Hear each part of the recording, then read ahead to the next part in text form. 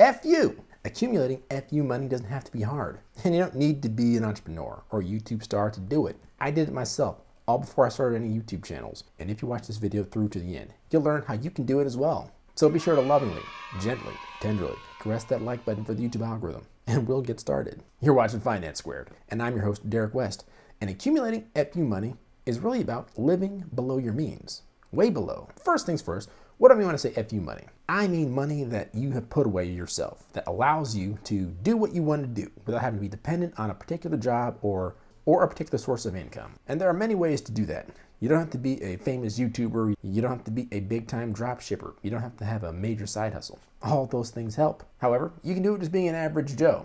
Let me explain how. You need to start off by living below your means. That's the overarching thing of how anybody can make FU money. If you consistently spend as much or more than you make, you'll never have any extra money to pay yourself. Note how I said pay yourself and didn't mention anything about saving. That's going to be key in a few moments, but paying yourself is how you accumulate wealth. Living below your means and paying yourself takes different forms during different times in your life. For example, when you're young, more than likely, someone else is paying for you to eat, sleep, and put a roof over your head. If you're in high school, that's definitely the case. Sometimes it's the case when you're in college. At this point, you need to take advantage of that situation and put yourself into a position where you'll be able to earn money at a faster rate than you otherwise would. What am I talking about? I'm talking about getting an education, getting as much as possible. Notice again, I didn't say go to college. You can do that. I'm not necessarily against doing that. I would say it's gotten extremely expensive over the last couple of years, last couple of decades really, but I would caution that if you were to go to college and spend that kind of money on an education, you should study something that you like and that's in demand. You can study subjects that you like and that are not in demand in your spare time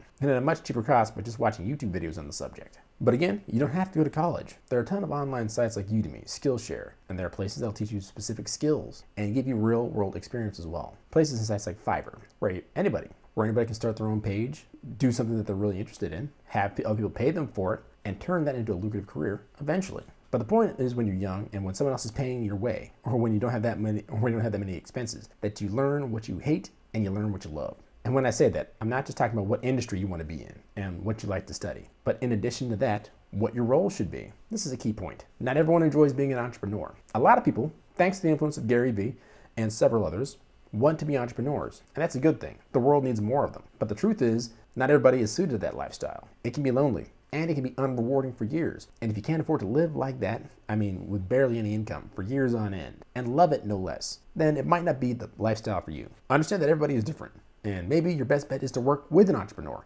and be an intrapreneur and position yourself to have equity in a growing quality company. The choice is yours. But once you have that education and the skills that can help you pay those bills, you need to get a job. Now, I was just talking about being an entrepreneur or an intrapreneur a second ago. A job is anything that you do to provide a service to someone else and get money for it, whether as an entrepreneur owning your own company or whether as an intrapreneur helping someone else with their company deliver those goods and services to the folks that need them. But oftentimes, and so whether the job that you get is starting your own company or joining someone else's company and helping them do their thing, you need to get that money rolling in. But a key here, you need to enjoy what you're doing so that you are willing to spend extra time doing it. Let me give you a quick example.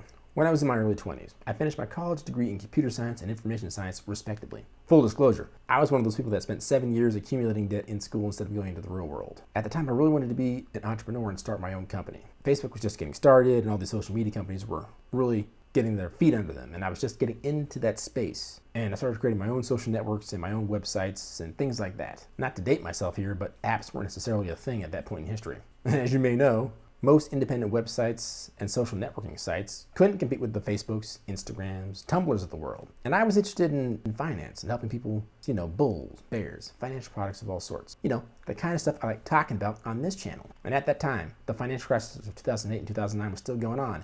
And no one in Pittsburgh, Pennsylvania was hiring. And Pittsburgh is where I come from, where I lived, grew up, started my first companies. But at that time, I had to humble myself, just to pay my bills, which included my enormous student loans. I needed a job.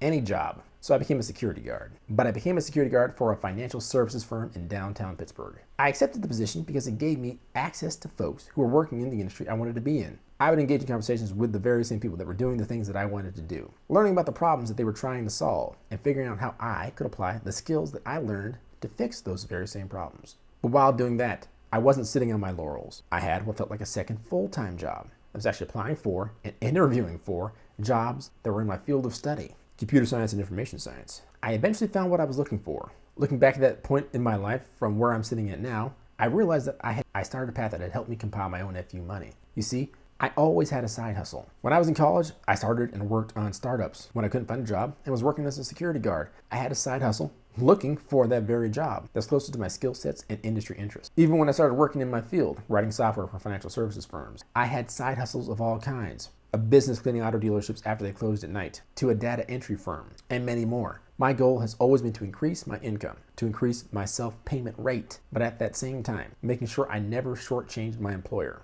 I always erred on the side of doing more for my main employer than was necessary, spending extra money and hours at work on my assignments, making sure that I was the best at that position, which is my next point. Once you start to find that job that you love, make sure that you're the best at it. Doing that gives you the confidence of having become a master at something and not just being a perpetual hustler. You know what I mean? And you know those folks that go from scheme to scheme, making a little money here and a little money there, but never really becoming a master at something. This applies both to your main job and to your side hustle. In other words, pick something that you like to side hustle in and work on mastering it. You'll get much farther than trying to switch from scheme to scheme, like drop shipping versus Amazon FBA versus print on demand, or Airbnb versus renting out houses. Pick one that you like, that you think works in your market segment, but stick with it and make it work. And once you do all that, and while you're doing all that, you're going to want to keep your spending in check. One of the major things that a lot of people fall into is getting suckered into lifestyle creep. That is to say, purchasing more things as their paycheck grows larger. Don't be one of those people. Don't get suckered into making major purchases as your income increases. That's how you get stuck into a career that you hate, servicing loans and debts for things that you don't need.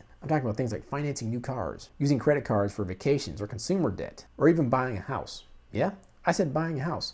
At least buying a house with a very small down payment, or a house that's much larger than you need. The topic of why I think buying a house is a bad idea, well, that's a subject for a whole other video. So be sure to subscribe and turn on post notifications so you're alerted when that video drops. But you don't want to be in a position where you have to pay for something that you no longer enjoy simply because you're following a tradition or trajectory that all your friends are following. Now keep in mind, there is a way to use credit to help out your finances. And credit in and of itself is not a bad thing. It does allow people to build great personal wealth as long as they use it correctly. The same way that fire's not bad when you use it to cook your food, but is bad when it lights up the clothes that you're wearing. Use credit correctly and don't get burned. I have a video on that very topic. Feel free to check it out in the video card above. But now you need to invest the difference. So if you have good cash flow, you live below your means, and your spending is in check, now's the time to pay yourself. Well, truthfully, you should be paying yourself the entire time, but you definitely need to have a focus on it when you're in this position. And I'm not necessarily talking about saving either. Yes, you do need to have an emergency fund. A good goal to have is $20,000. And there are different formulas out there that different people like to push.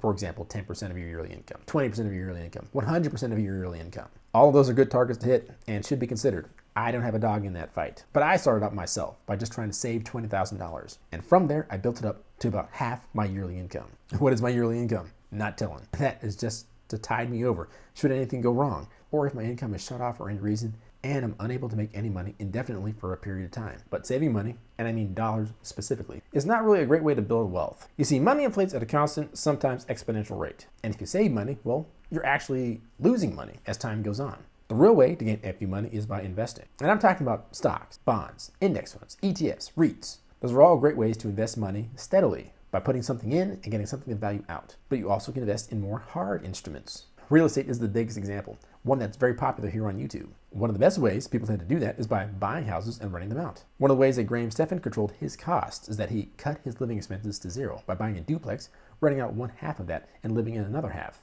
Now that's a fantastic way to control your spending and to use debt and purchasing of real estate to your advantage, killing 3 birds with 1 stone. But as you get more advanced, you can then buy or build apartments. Buying apartments seems to be the way that most people talk about when they're expanding their real estate empire. I'm not sure why building apartments isn't more popular. Feel free to drop a comment down below with your thoughts on the matter. But that's typically the next step. Folks like Cardone are known mostly for their prowess in purchasing apartment complexes and fixing them up and turning them around and making a profit from them. But investing can include side hustles also. Make no mistake about it.